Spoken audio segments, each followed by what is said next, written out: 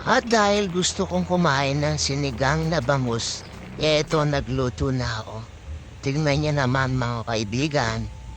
Yung sausawan ko pa lang, napakasarap niyan. Sampalok. Tapos, yan o.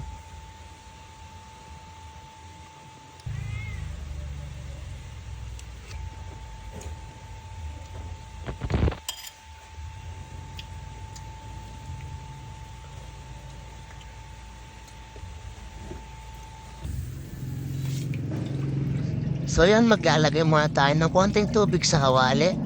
Konti lang muna ilalagay natin para pampakulo sa mga gabi natin. Ayan, naiwahan ko na pala yan.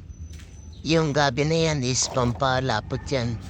Tapos, siyempre, natural tayo. Sampalok ng pampahasim. Konting asin lang. Tapos, tatakpan natin yan. Palalambutin muna natin yan. Yan, pag